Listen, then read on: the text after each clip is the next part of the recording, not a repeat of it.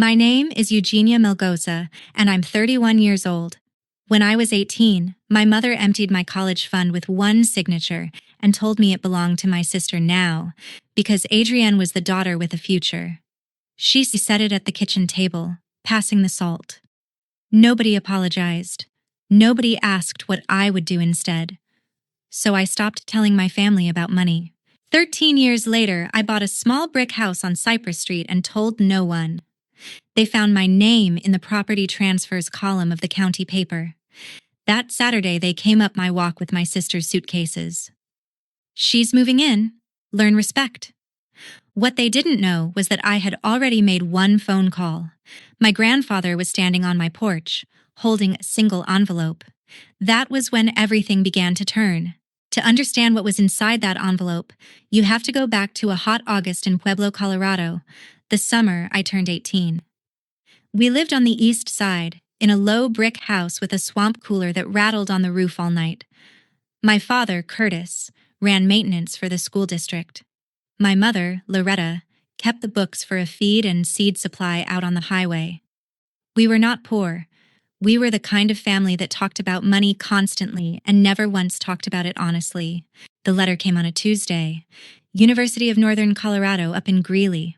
I opened it standing at the mailbox with my thumb tearing the flap crooked, and I read the first line twice before I let myself believe it.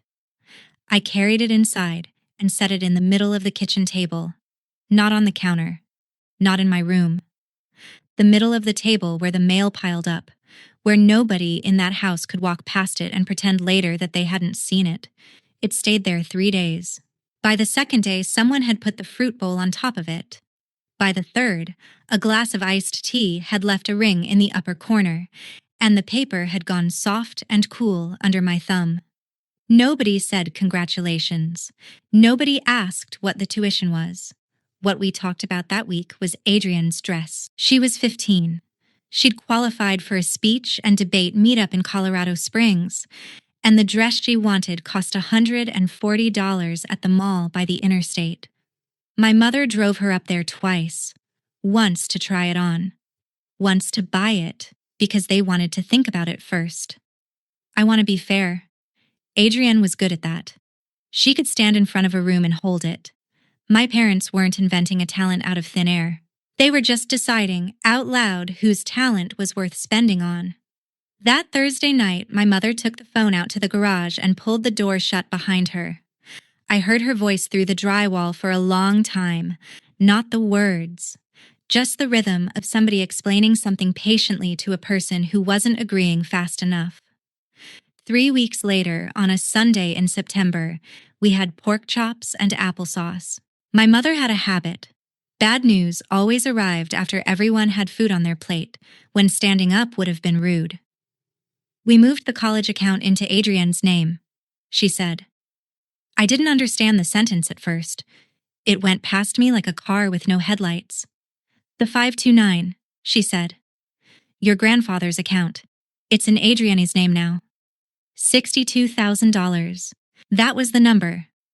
I'd seen it on a statement 2 summers before, on the counter under a coupon flyer, and I'd stood there in the kitchen doing arithmetic in my head about 4 years of in-state tuition and feeling, for maybe 90 seconds, like a person with a floor under her. It's the same money, Eugenia, my mother said. It's just going where it'll count. Then she said the part I have never been able to put down. Adrienne is the daughter with a future.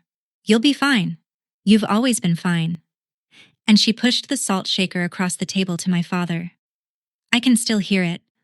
Glass sliding on old formica, that dry grinding sound, 4 inches of travel. My father took it.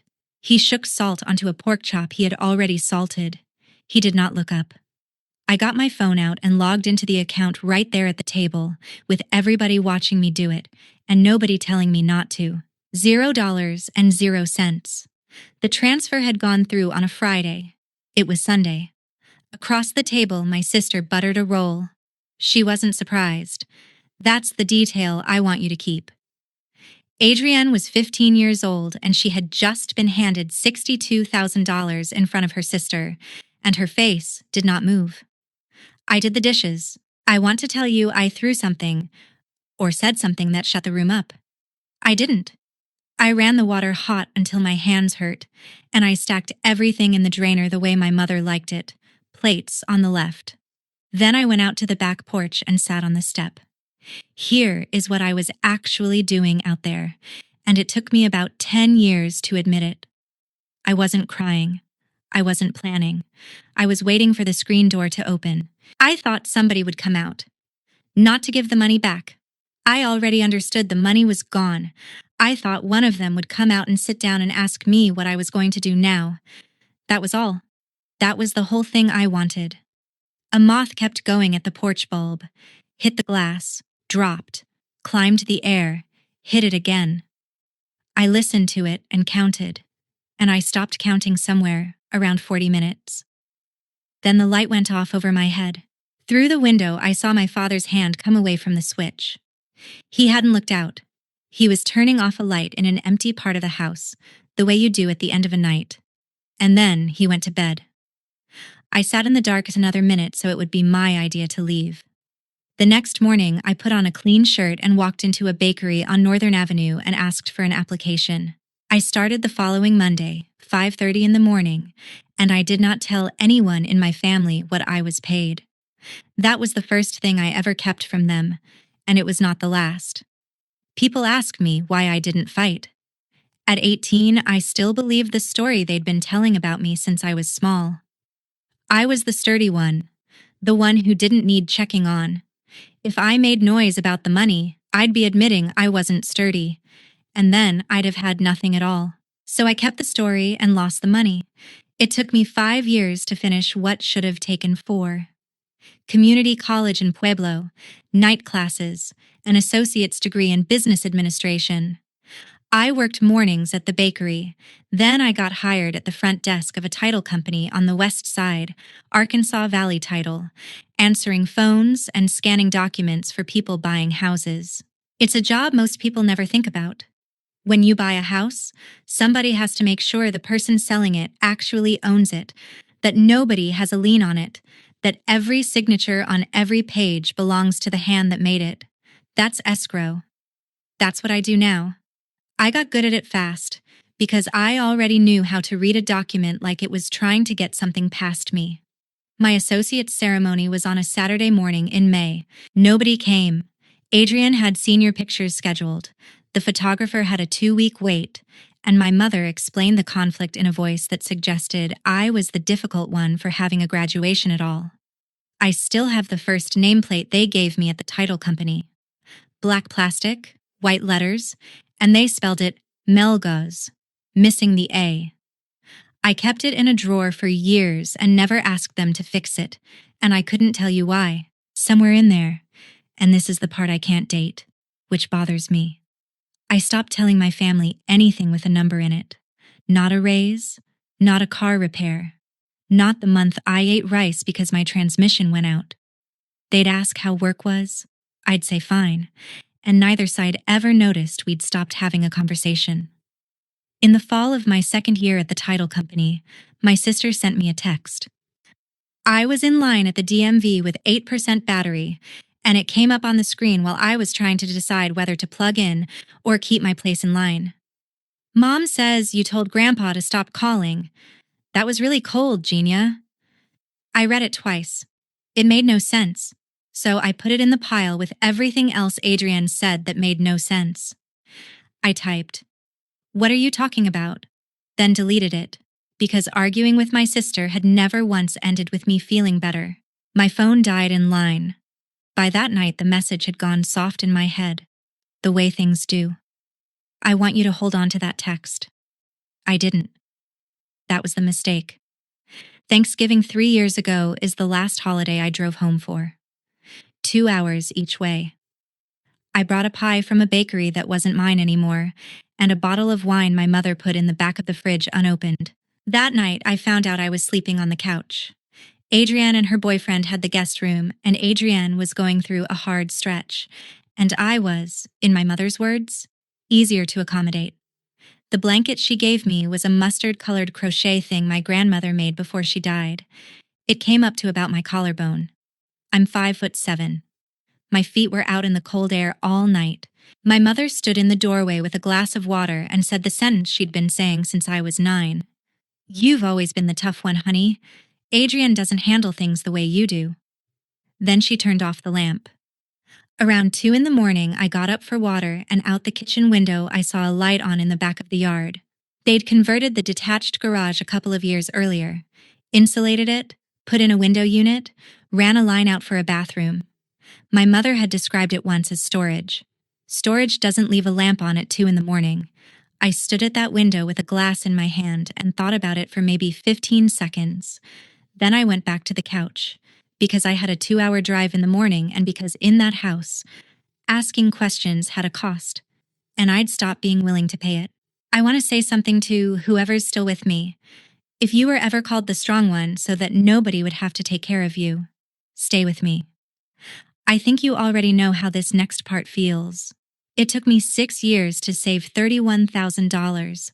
Nothing happened to me. I drove a 2009 Corolla with a cracked windshield the whole 6 years. I did not take a vacation, and I moved twice into cheaper apartments with a borrowed dolly on a Sunday. By then, I was a closer. That's the person at the end of the table on the day you buy a house. I explain what you're signing. I catch the errors. I've closed more than 200 houses for other people. In August, I sat down on the other side of the table. A brick house on Cypress Street. 2 bedrooms, 1 bath, 940 square feet, built in 1952. $218,000, $31,000 down, $12.85 a month. A lilac against the north wall that somebody had let go wild, and a front porch with a rail worn smooth on the top edge. I signed with my own pen, not the company pen. I'd bought one for it, which is a ridiculous thing to admit, and I'd carried it in my bag for 2 weeks. My boss, Hollis Vance, ran the closing himself so I wouldn't have to be the professional in the room. He's 62, and he's been doing this since before the county went digital. And when it was done, he shook my hand across the table like I was a stranger, because he knew that's what I wanted. Then he said, "Who are you having over?" "For the house." I took too long to answer, long enough that he looked at the file instead of at me, and said we could talk about it later. The porch had 3 steps, and the third one was cracked. It had a split running back to front, and the tread had settled maybe a 1/4 inch, so anything heavier than a cat made it pop. Not a creak, a pop, like a knuckle. The inspector had flagged it. It was one afternoon and a piece of cedar, and I kept not doing it. The truth is, I liked it. I'd never lived anywhere I could hear someone coming. My neighbor to the east, Faye Kessler, told me the step had been cracked since the Ortega family owned it, and she'd been listening to it from her kitchen window for 22 years. She said it like a fact about the weather. She's 71. She keeps a folding chair by her front door, and she is the only person on that block who says hello before you do. The first night, I slept there before the furniture came. I sat on the living room floor with my back against the wall and a cardboard box for a table and a paper cup of gas station coffee. And the room was so empty that when the refrigerator cycled on, I heard it in the floorboards. I opened my phone and I scrolled the contacts. All the way down.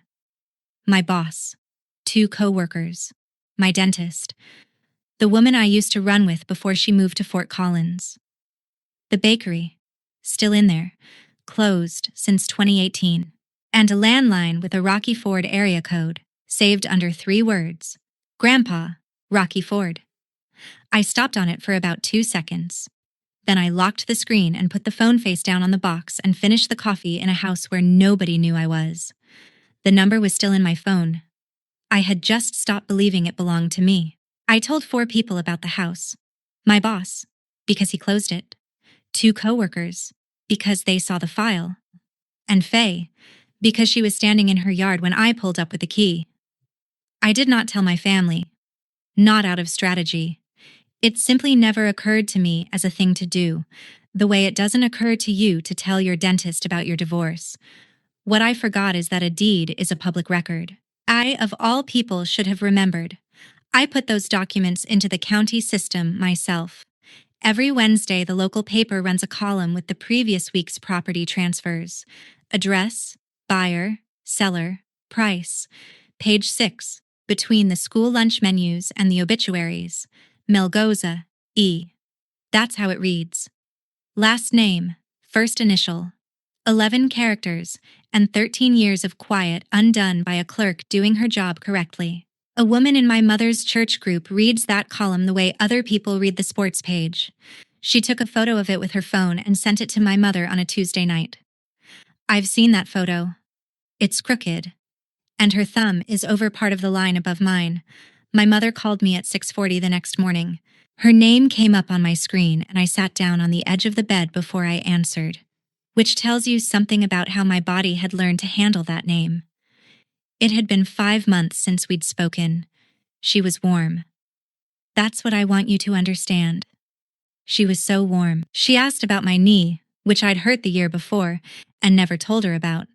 So I don't know where she got it. She asked if I was eating. She said my father had been under the weather. She laughed twice at things that weren't jokes. Then, easy as anything. How many bedrooms? 2, I said. There was a pause the length of a breath. 2 bedrooms. For just you. Another pause. Honey, that's a lot of empty rooms.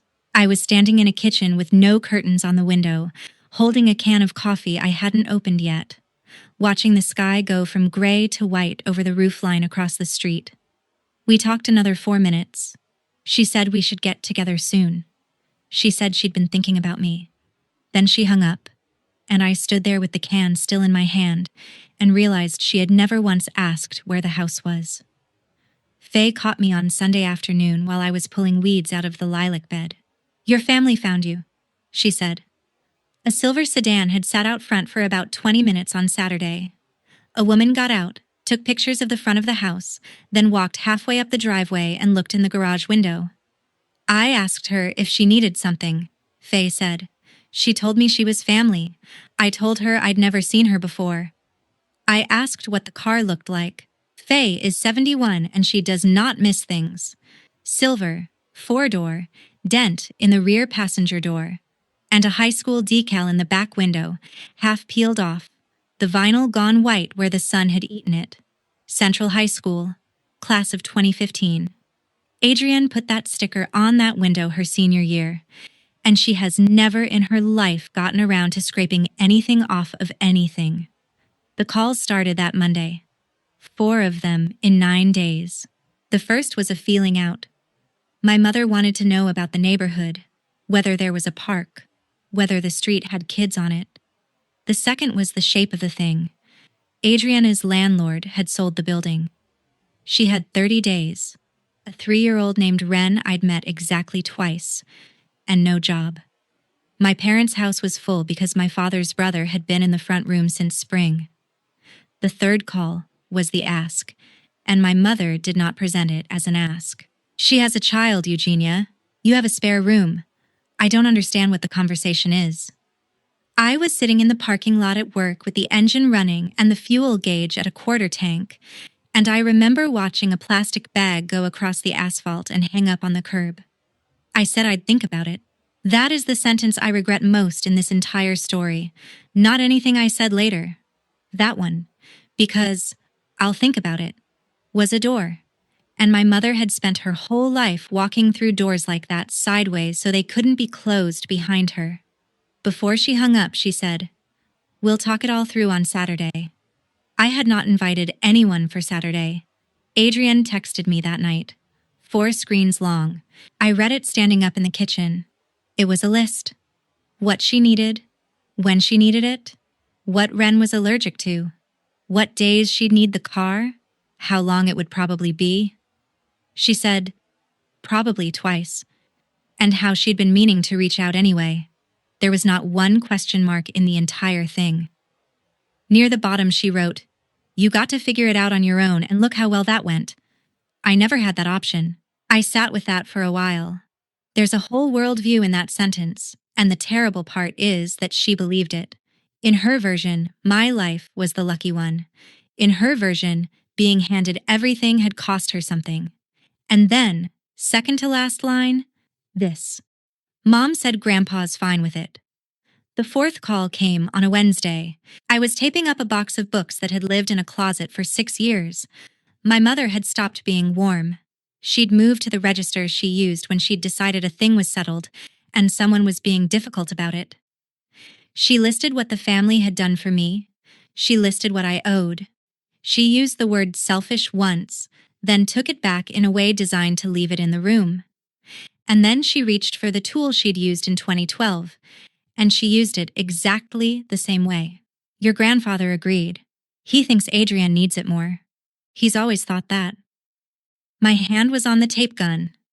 I heard the plastic creak before I felt myself squeezing it. Because here's the thing about a sentence you've heard before.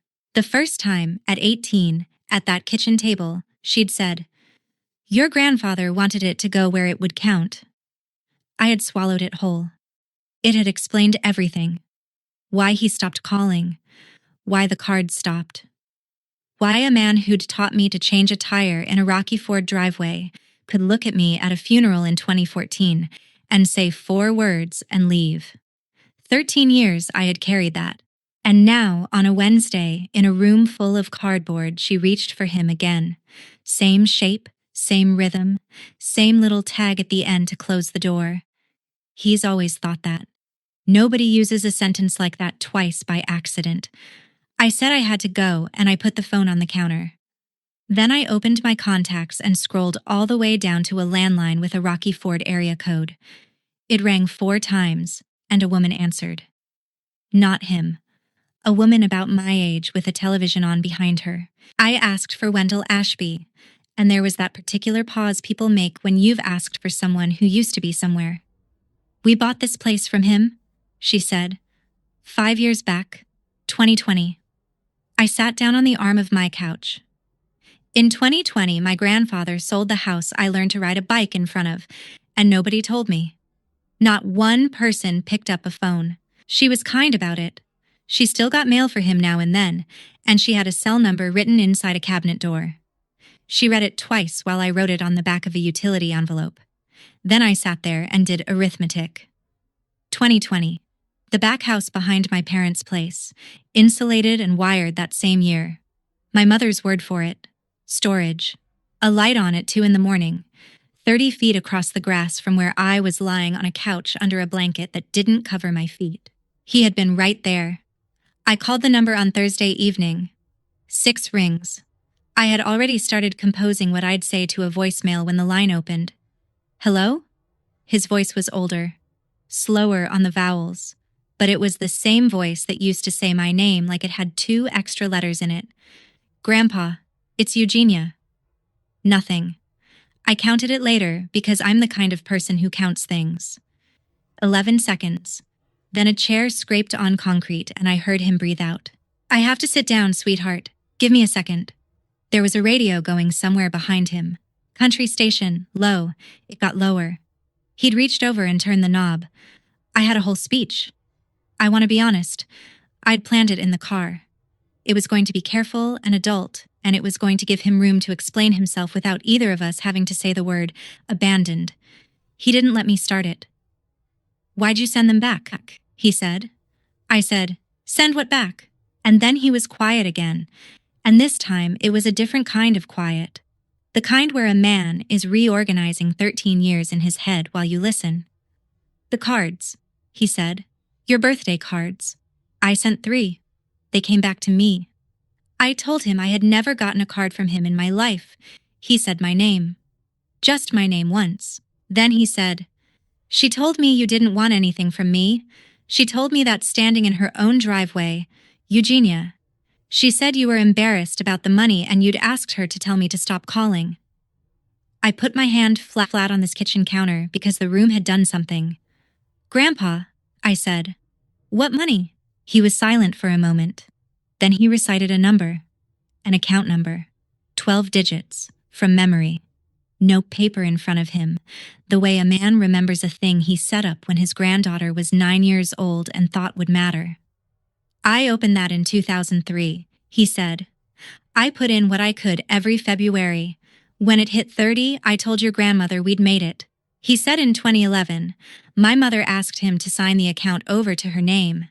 She told him it would look better on the financial aid forms if the money sat with a parent instead of a grandparent. He said he didn't understand any of that, and she did the books at the feed store, so he signed it. I trusted her because she's my daughter, he said. That's the whole reason. There isn't a better one. And then he told me about the letter. Because his name stayed on the account as the successor owner, and because nobody at that company ever updated an address, a notice came to the house in Rocky Ford in September of 2012. A form letter, 2 paragraphs. It informed him that the designated beneficiary of the account had been changed, and it named the old beneficiary and the new one, and it thanked him for his continued business. That is how my grandfather learned. From a form letter after the fact, addressed to a man nobody thought would ever see it. She never asked me, he said. Not one time, not before, not after. I asked him why he didn't call me then, in 2012. Why he didn't drive the 90 minutes and knock on the door and put that letter on the table. He took a long time. I did call, he said. For about a year.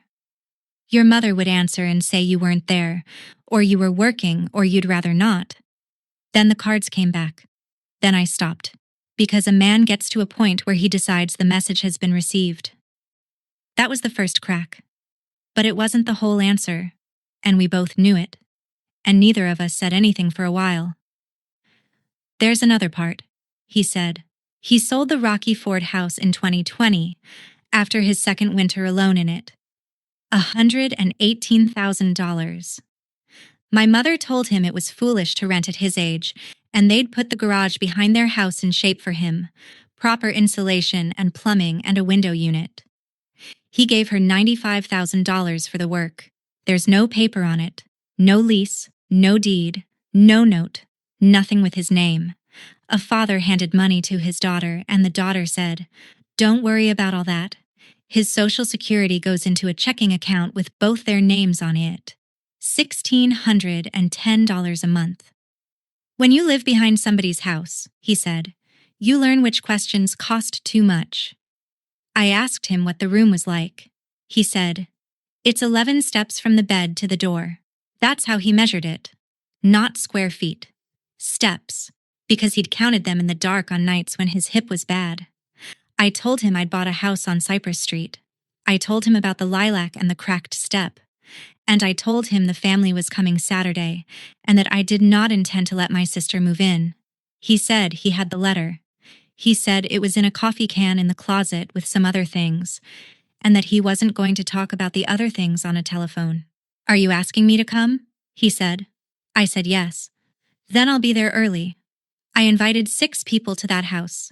Faye Kessler from next door, Hollis Vance, my boss, Marla Bregan and Ted Ostrander from the office, and the Petrosky couple from across the street, who'd introduced themselves with a plate of lemon bars and asked nothing of me since.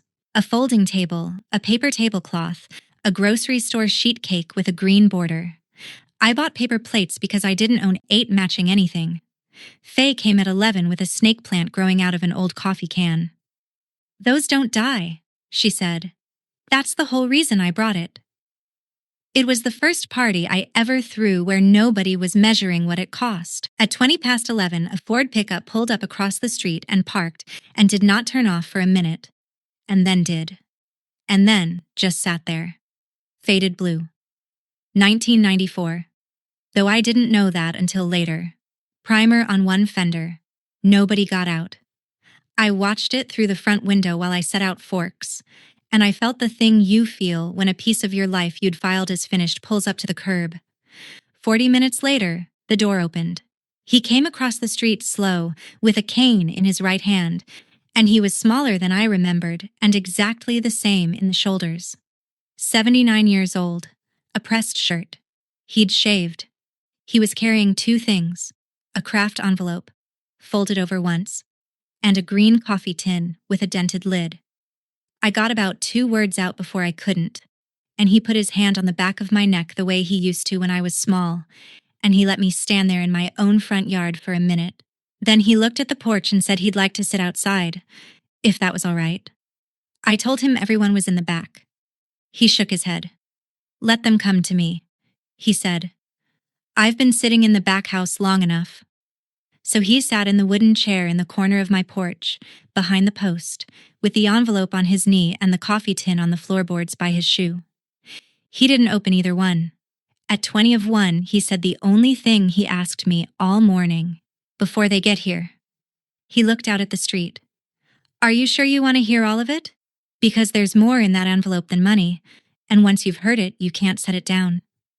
I said yes. He nodded and said, all right, and we didn't talk again for a while. Before I tell you what my grandfather had been carrying in that envelope, I want to know one thing. Tell me in the comments. Would you have opened your door that Saturday? At 1:15, the silver sedan came down Cypress Street and stopped at an angle across the end of my driveway. My father got out first and went straight to the trunk. My mother came around the front of the car and did not look at the house. She looked at the yard, at the people in it, counting. Adrienne got out of the back with Ren on her hip and a diaper bag over her shoulder, and she had the expression of a woman who has been told there is nothing to worry about. My father set 2 suitcases down on the sidewalk. The big one had a plastic handle repaired with black electrical tape. Behind me, 6 people got quiet in that way people do when they haven't decided yet whether something is a problem. My mother came up the walk with Adrienne and the baby behind her, and my father carried the suitcases, and she went up the steps ahead of everyone. The 3rd step popped under her. She turned and took the big suitcase out of my father's hand and set it down flat on that cracked tread, right in the center, like a woman planting a flag. She's moving in, my mother said.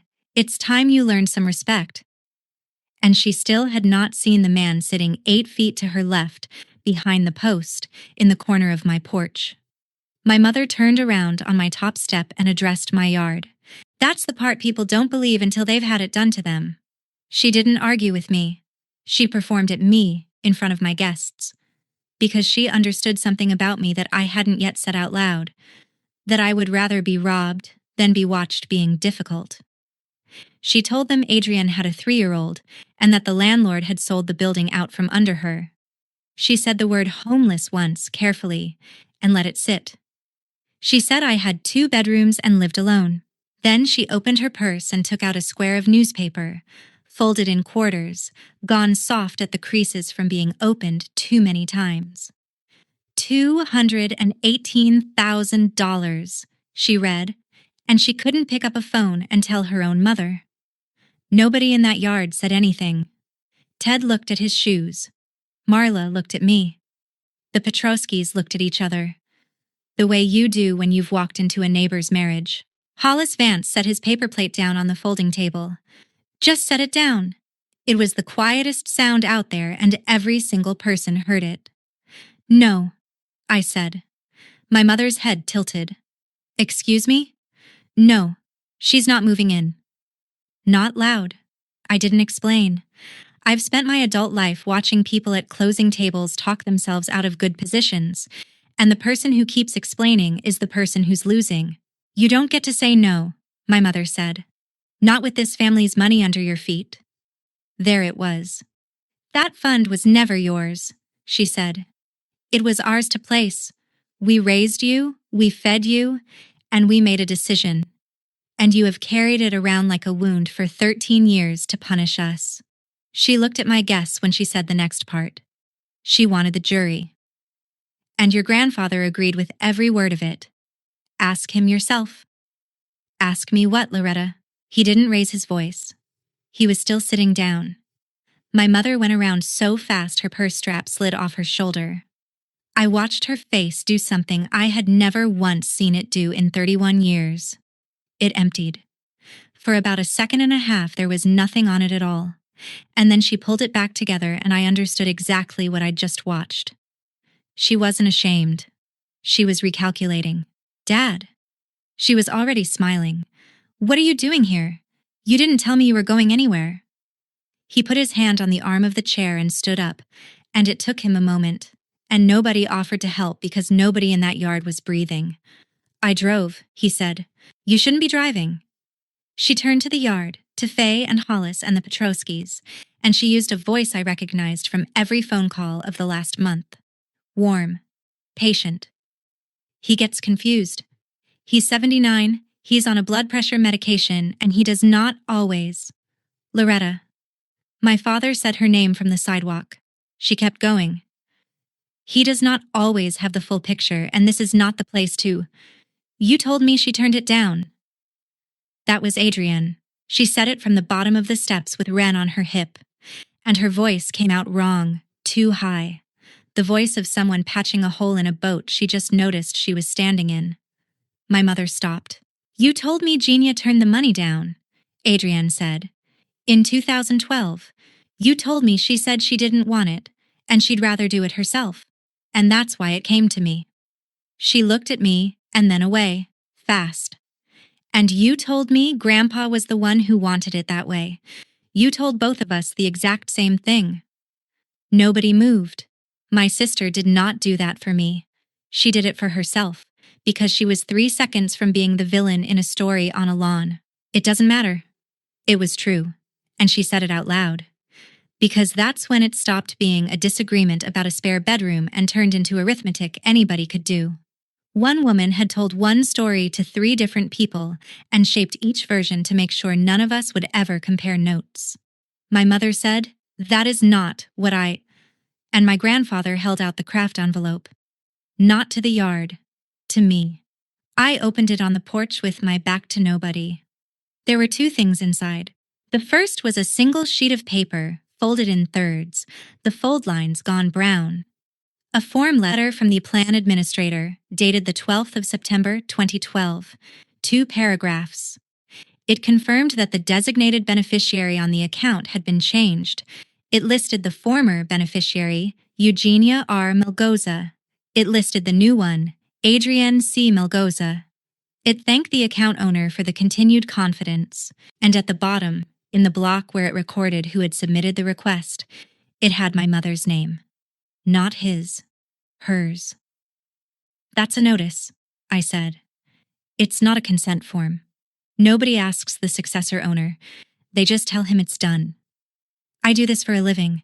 I've read 10,000 pages like that. I did not need 30 seconds with it. I looked up at my mother. He didn't agree, I said. He found out from the mail. She said the account had been in her name, and she was entitled to move it. She was right about that. It stopped being the question a minute earlier. The second thing in the envelope was a birthday card. Still sealed. Never opened. A stamp from 2013 and a Rocky Ford postmark and my name on the front in a shaky, careful, right-leaning hand. Across the bottom of that envelope, in different ink, in handwriting I have seen on grocery lists and permission slips and Christmas tags my entire life, somebody had written 5 words. She doesn't want these. Stop. I held it up. Not high. Just enough. This isn't Adriana's handwriting, I said. And then, after a moment, and it isn't mine. That was all I said. I want you to know that's all I said. Because I had prepared paragraphs, and standing there, I found out I didn't need them. I set both pieces of paper down flat on the folding table, next to the sheet cake, and I left them there where anyone could look. Nobody looked. They were all looking at my mother. That silence went on longer than was comfortable for anyone. Somewhere down the block, a dog was going at a fence. Faye Kessler stood up out of her chair. "Sweetheart," she said to me, and then she pointed with 2 fingers. "I've got your grandfather's chair right here. He shouldn't be standing this long." That was the moment my mother understood she had lost the house. Not when the card came out. When my neighbor of 11 weeks called him my grandfather in her own yard and made room for him. She lost her grip then. It wasn't a scream. I almost wish it had been. She started talking very fast about everything she had done for that man, the money she'd spent on that garage, the meals, the doctor runs, the way nobody ever thanked her, the way I had always been cold, even as a little girl, even as a baby. She actually said that, even as a baby, and how she should have known this was what I'd been building toward. My father did not move off the sidewalk. Halfway through it, she reached back for his hand without looking. His hands stayed at his sides. I don't think anyone else in that yard caught it. She did. She stopped mid-sentence and something went out of her that never fully came back. Then I went and got the suitcases. I didn't say anything to Adrienne. I picked up the big one off the third step. It was heavier than it looked, and the taped handle bit into my palm. And I carried it down the walk, and across the grass, and set it on the pavement by the rear wheel of the silver sedan. Then I went back and got the second one and set it beside the first. 2 trips. Nobody helped and nobody stopped me and nobody said one word the entire time. That was the answer. There wasn't a better one available and I've never once wished I'd made a speech instead. When I turned around, my grandfather was crossing the street. He got to the truck and he opened the passenger door and he pulled out a canvas duffel bag with the handles worn pale. And he came back across Cypress Street with it in one hand and the cane in the other, slower than anybody wanted to watch. He came up the walk, he got to the steps, and he set that bag down on the third one, right where the suitcase had been. The wood popped under it. I'm 79 years old, he said, and I'd like to stop living behind somebody. Nobody helped him with the bag either. He needed to put it down himself, and every person in that yard understood it at the same time. My mother got in the car. My father stood on the sidewalk a moment after the doors closed.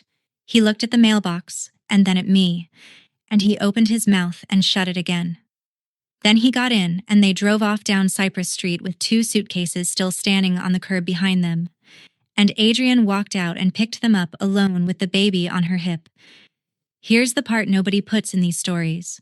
Winning cost me a great deal, and it cost him more. 9 messages came in over the next 4 days. An aunt, 2 cousins, a woman who has known my mother since high school and has met me maybe 6 times. Not one of them mentioned the money. He's an old man and you used him to win an argument. I hope you're proud. You embarrassed this family in front of strangers. Whatever happened, that wasn't the way.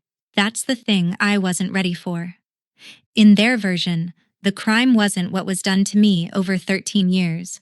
The crime was that it got said out loud on a lawn. I read every one of them. I didn't answer any. I turned off the notifications and I didn't block a single person because blocking is a message too, and I was finished sending messages to people who weren't reading them. The 10th one came on Wednesday from a number I didn't have saved.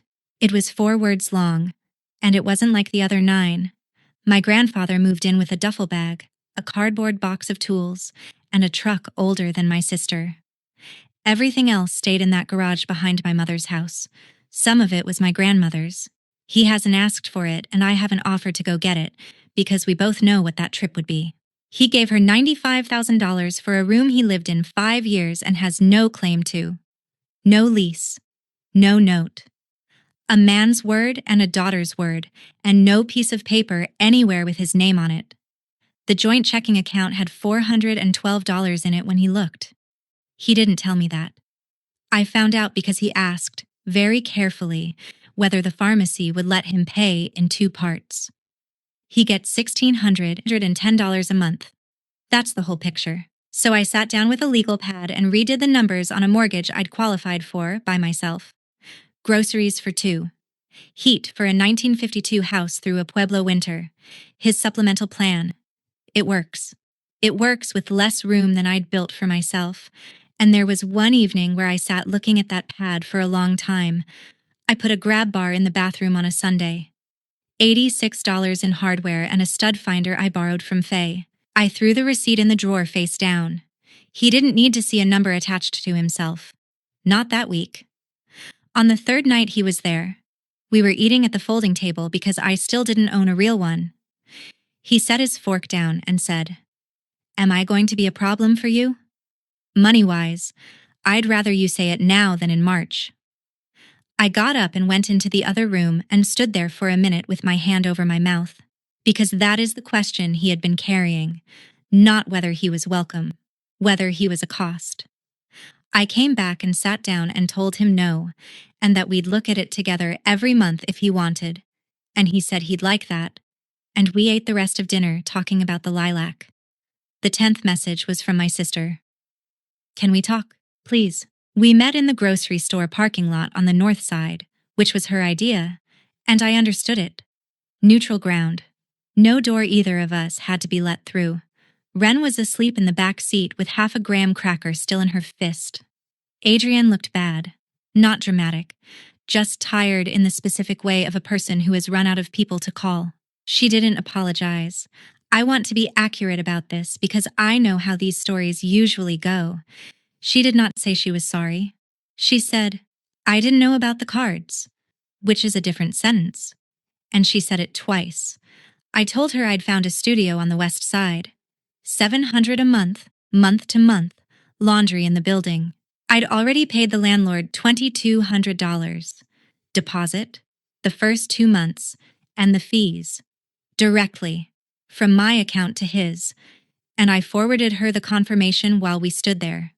She started to say something about how she'd pay me back, and I stopped her. "This is for Wren," I said. "It isn't a door, Adrienne. Don't treat it like one." She looked at the pavement for a while. Then she said thank you in a voice I had never heard her use, flat and small and without a single thing attached to the end of it, and she got in her car. That was the last time I saw my sister. My birthday is the 12th of November. I turned 31 9 days after everything happened on that porch. He made a pot of coffee that morning and put the green tin on the kitchen table. Folgers. Dented lid. Same one that had been sitting by his shoe on my porch. And I'd walked past it 4 times a day for a week and never asked. "Open it," he said.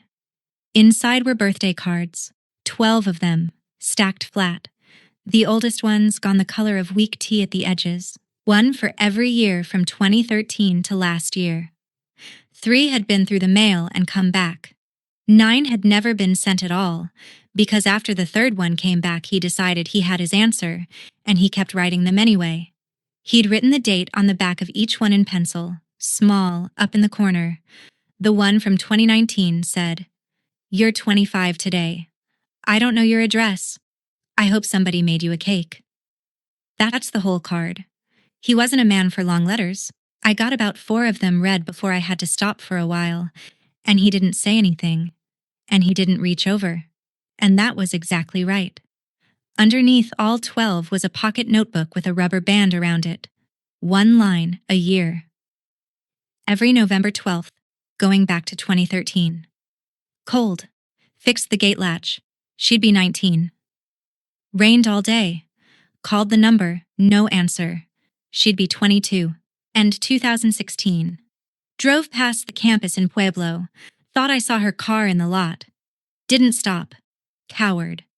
The handwriting gets shakier as you go. The last 2 years are in a different pen, blue instead of black. The final page was blank. He pushed the notebook across the table to me and left it there.